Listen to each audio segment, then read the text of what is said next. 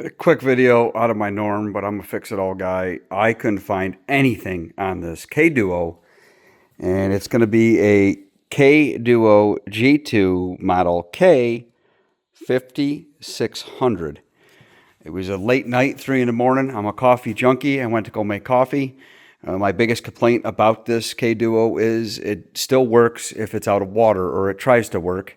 There's a water light that I don't know if it has ever worked or if I've ever seen it on. But anyways, 3 in the morning, I go and make a cup of coffee, and I hear this thing hissing and steaming, and it just went dead. And when I mean dead, I mean no power, nothing. I unplugged it, left it unplugged, plugged it back in, screwed around with it for days. Finally ripped into this thing. First off, I want to tell you, there's only one screw on this entire unit, okay? One freaking screw to take anything apart, and it was this piece right here. Everything else pulls and pries, which I could not believe. Yes, I broke a bunch of tabs. They're laying all over my shop floor. I guess it's common from the research I've now done, but all this stuff just pries and pulls. The top, where the water goes in, here, you actually had to pry it down, and then the whole other piece all pries off to the side. Here's the main part of this video. So you're going to find in the old K-Duos, everyone was replacing these thermal fuses, okay? So, of course, I buy them, not the problem. I did find 2 thermal fuses in it, but it only has to do with the pot heater, okay? Thermal fuse there, and there's actually another one down there. Not my problem. Right now, I have no power to this thing. Plug it in and unplug it. It's been unplugged for 2 weeks, plugged it back in, still don't work. So you have to get at this, we'll call motherboard. Real simple.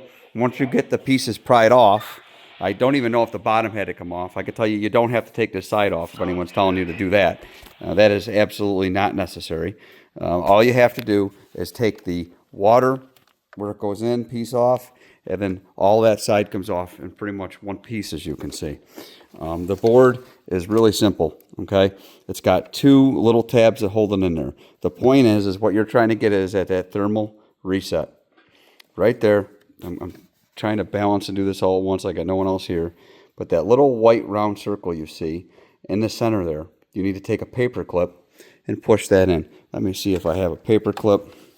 Let me see if I can do this while I'm doing it. All you need, nothing fancy, no tools. 1 Phillips was needed for this. That's it. The rest is a paper clip. Like, this is mind-blowing that this thing is all the way in here like this. And that's all you're going to do is take this paper clip, shove it in that center hole right there, okay? You should be able to see it right now, okay? Put it in that little hole right there. I'm going to try to zoom in and get it, okay? And you're going to push in, and you're just going to feel a click. You don't have to hold it. Do not have this plugged in. Make sure the power is disconnected so you don't get a zap. You're just going to push that paper clip in the center just like I did. You're going to hear it click, and I just reset that. Simple as that. That little freaking hole. Let me just grab a tool here. I just want to make sure you understand what I'm talking about. Here we go, right here. That little hole. Let's get zoomed out here, my bad. That little hole, okay, right there, right at the end of that pointer. That's where you're putting that paper clip. And that little guy right there. Right there. Hold it in till it clicks. And then I just want to show you real quick that this fixed it. All right, all put back together. I just plugged it in, and wham, I've got power back to it. So now I'm going to test it by making a cup of coffee, and if this works, what an easy, simple fix, and not go to spend all that money on buying a new one. I do want to show you the motherboard before I go officially brew some coffee. These 2 clips right here push up. The motherboard slides out of those grooves on the bottom. That's how I got at that reset. I just wanted to show you that. I'm going to get this thing put back together real quick. Again, it is all just tabs. You literally got to pry.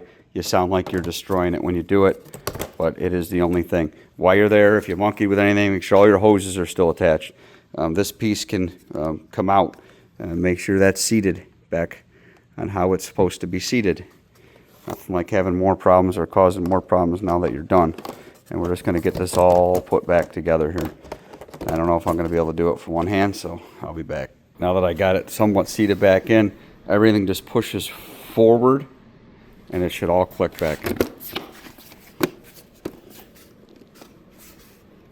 Boom.